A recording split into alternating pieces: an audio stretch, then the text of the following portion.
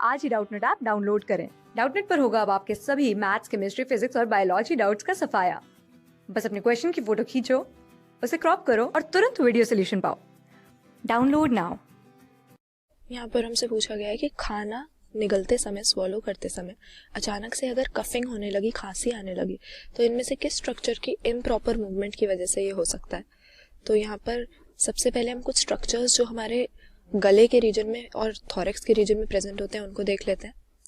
एक हमारे पास फेरिंग्स नाम का स्ट्रक्चर होता है और ये फेरिंग्स एक कॉमन पैसेज की तरह एक्ट करता है।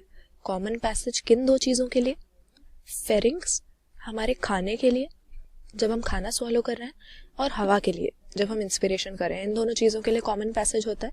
और फेरिंग्स के बाद हमारे पास आता है लेरिंग्स नाम का एक स्ट्रक्चर, और ये एक कार्टिलेजिनस बॉक्स होता है जो साउंड प्रोड्यूस करने के लिए रिस्पॉन्सिबल होता है, इसीलिए इसको हम साउंड बॉक्स भी कहते हैं। तो हवा किस तरह से हम अंदर लेते हैं, अगर हम अपने रेस्पिरेटरी सिस्टम का स्ट्रक्चर देखें तो इसका कंडक्टिंग पार्ट अगर हम देखते हैं, कंडक्टिंग पार्ट मतलब वो हिस्सा जो इसका हवा को हमारे लंग्स के अंदर तक, एल्वियोलाई के पास तक ले जाता है, जहाँ पर गैसेस एक्सचेंज हो सके।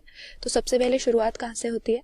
हमारी नॉस्ट्रल्स में से हवा अंदर जाती है और ये एंटर करती है हमारे नेजल पैसेज से होते हुए नेजल चेम्बर में, और नेजल चेम्बर के बाद हवा जाती है फेरिंग्स के एक पार्ट में जिसको हम नेजोफेरिंग्स कहते हैं। फिर इसके बाद लेरिंग्स का हमारे पास एक हिस्सा होता है जिसको ग्लॉटिस कहा जाता है, और इस ग्लॉटिस के ही अंदर से होती हुई हवा फिर ट्राकिया में, या जो हमारी विंड पाइप होती है उसमें एंटर करती है। लेकिन इतने में बीच में इसने कहाँ से पास किया? फेरिंग्स में से पास किया, जो कि फूड और एयर दोनों का कॉमन पैसेज है, और ग्लॉटिस में से भी ये निकल कर जा रही है। तो अगर कभी इस ग्लॉटिस में से निकलते हुए गलती से खाना भी हमारे ट्राकिया में चला जाए तो इस तरह से कफिंग हो सकती है।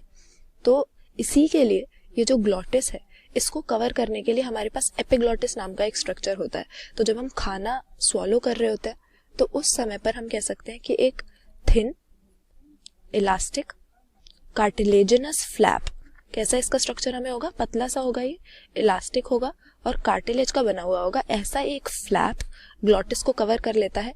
किस टाइम? खाना खाते समय, ताकि हवा के साथ साथ इसमें फूड ना चला जाए। तो इसीलिए एपिग्लॉटिस यहाँ सही करेंगे। खाना खाते खाते अगर खांसी आने लगी हमें, तो इसका क्या मतलब है कि एपिग्लॉटिस ने ठीक से ग्लॉटिस को कवर नहीं कर पाया और ग्लॉटिस में फूड चला गया, इसीलिए हमें खांसी आ रही है। बाकी अगर ऑप्शंस देखते हैं, नेक जो हमें दिया है, ये एनिमल बॉडी में ऐसा हिस्सा होता है जो किसी भी एनिमल के हेड को इसके चेस्ट के साथ या थॉरेक्स के साथ कनेक्ट करता है, तो ये यहाँ पर हमारा सही आंसर नहीं होगा। फिर डायफ्राम भी है, तो हमारे रेस्पिरेटरी सिस्टम के साथ ही एसोसिएटेड है।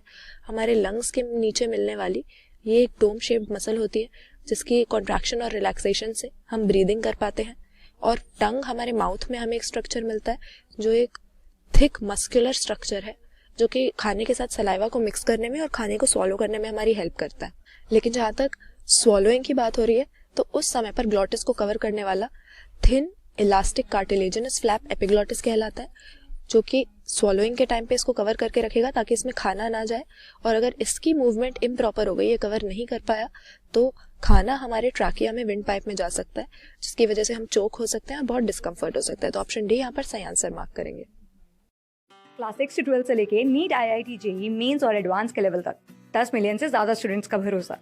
आज ही डाउनलोड करें डाउटनेट ऐप या व्हाट्सएप कीजिए अपने डाउट्स 8400 400 400 पर।